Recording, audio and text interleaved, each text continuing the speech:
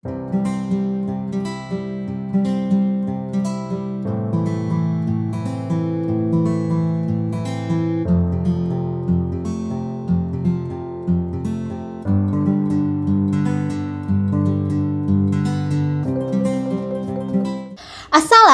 warahmatullahi wabarakatuh. Hai, balik lagi di channel YouTube aku, Lan Channel.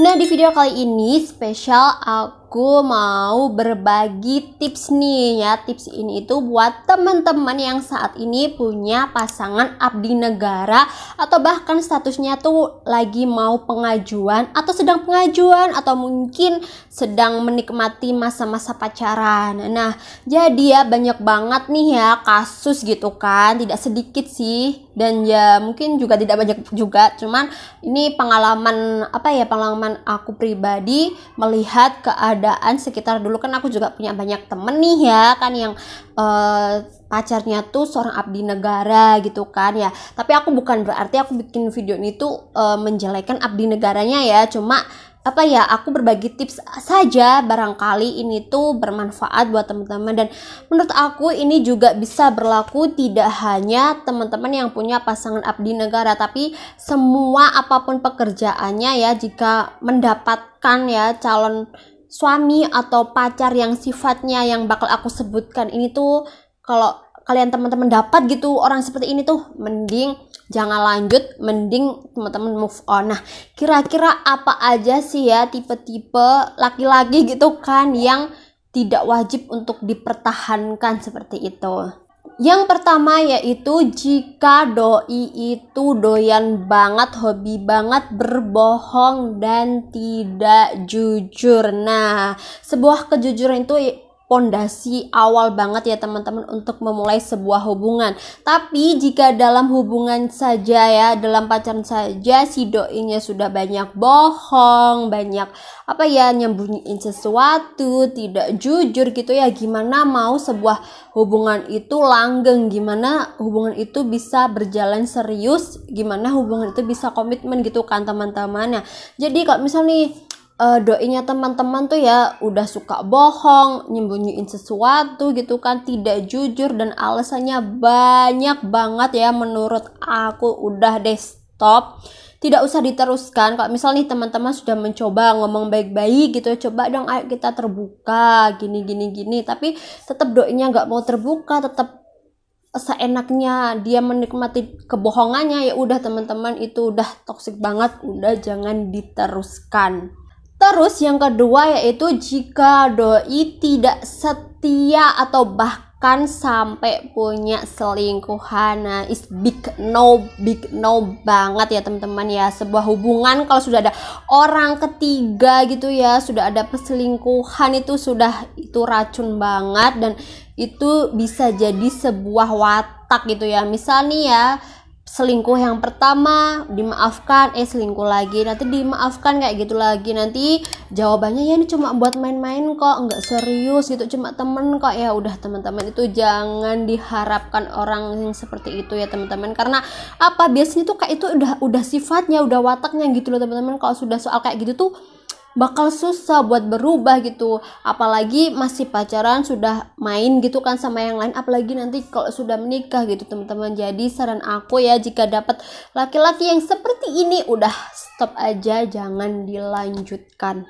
Ya mungkin kalau untuk permasalahan lain gitu ya masih oke lah kita toleransi, tapi kalau sudah menyangkut orang ketiga gitu ya, is no banget. Lanjut yang ketiga yaitu jika si doi sering minta atau meminjam uang secara sering gitu ya, entah itu alasannya dia buat makan atau buat hal yang tidak jelas gitu ya. Nah, ini saran aku teman-teman, wajib waspada ya, wajib diselidiki, wajib ditanya kalau misal minjem atau mau minta uang kira-kira tuh buat apa, karena ditakutkannya teman-teman di zaman yang semakin teknologinya jauh ya, kita kan tahu sendiri yang namanya judi online, game yang berbau-bau ada judinya gitu kan. Terus kemudian sekarang juga banyak pinjol gitu kan yang terjerat. Nah, takutkannya si doi itu terjerat dalam hal tersebut. Tidak hanya itu, nanti bisa aja mereka main kayak saham, invest atau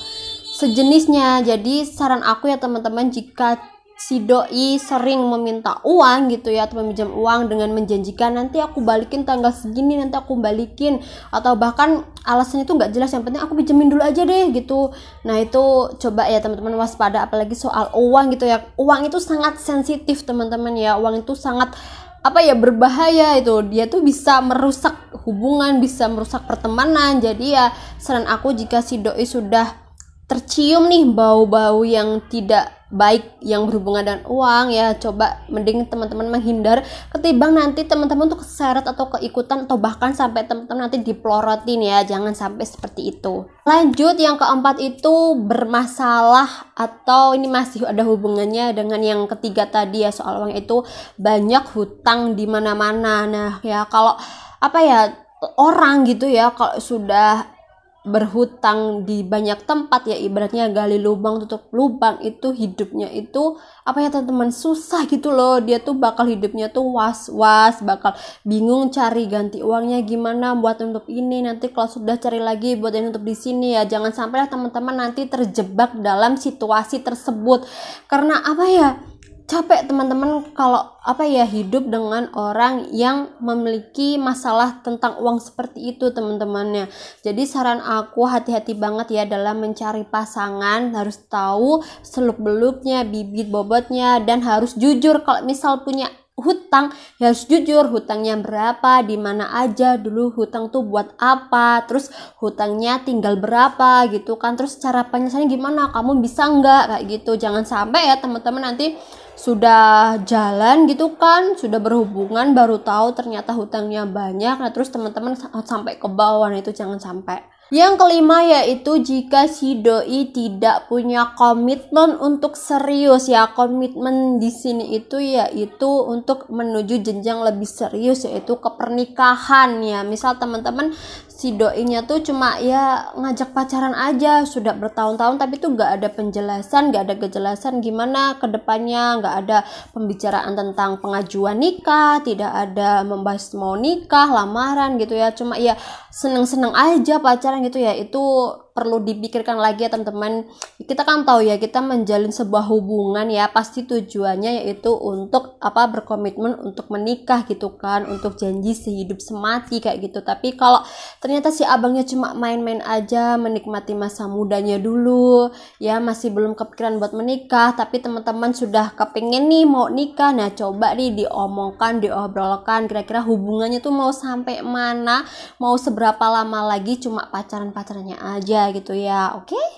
Dan yang terakhir yaitu jika si doi melakukan perbuatan asusila ya, ini harus waspada banget teman-teman. Jangan sampai gitu ya teman-teman termakan oleh janji manisnya, jangan sampai termakan orang-orang yang berseragam, atau orang-orang yang berpangkat tinggi, atau bahkan orang-orang yang mempunyai harta yang banyak ya teman-teman. Jangan sampai gitu ya harga diri kita sebagai wanita gitu ya terjual hanya gara-gara iming-imingan duniawi seperti itu ya. Jika memang doi serius dengan teman-teman gitu ya, dia bakal mempertahankan teman-teman, bakal menjaga teman-teman, dan gak bakal ngerusak. Ingat ya itu teman-teman, gak bakal ngerusak. Dia tuh pasti bakal eman-eman gitu kan, eman-eman lah ya, besok kita nikmatin aja kalau sudah nikah gitu. Kalau belum nikah ya udah jangan teman-teman.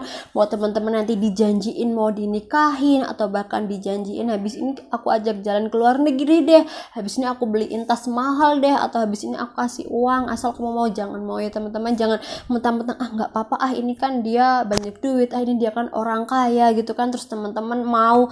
Jangan sampai teman-teman, karena teman-teman tahu kan yang namanya penyesalan itu pasti ada di akhir gitu loh. Jangan sampai setelah teman-teman melakukan hal terlarang tersebut, terus ternyata si doi ninggalin teman-teman atau bahkan hilang. Nah nanti yang rugi, yang nyesel tuh siapa gitu kan, perempuannya kan. Jadi jangan sampai ya teman-teman. Ingat, kalau memang doi serius dan sayang sama teman-teman, dia pasti bakal ngejaga teman-teman dan gak bakal ngerusak. Nah itu ya teman-teman tips dari aku ya untuk menjaga diri teman-teman agar bisa memilih nih calon suami atau pacar pasangan yang tepat. Jadi jangan sampai nih kita tertipu dengan seragamnya, dengan pangkatnya, dengan hartanya, dengan status sosialnya gitu ya. Jadi kita tuh harus benar-benar memilih, karena apa ya, yang namanya pernikahan itu kan nanti seumur hidup ya teman-teman. Jangan sampai nanti saat menjalani pernikahan baru tahu, baru menyesal seperti itu. Jadi kita harus pinter-pinter tuh memilih calon imam yang tepat buat kita. Jika teman-teman nih mau berbagi tips atau mau sharing atau mau tanya-tanya, boleh banget langsung aja ya komen di bawah atau DM di Instagram aku @wulandani. Aku tunggu DM teman-teman. Nah, cukup sampai sini ya sharingnya. Jangan lupa untuk like video ini, kemudian subscribe channel YouTube aku, dan jangan lupa nyalain tombol loncengnya, dan jangan lupa ya untuk di-share ke semua sosial media teman-teman agar video ini jadi lebih bermanfaat. Terima kasih. Wassalamualaikum warahmatullahi wabarakatuh.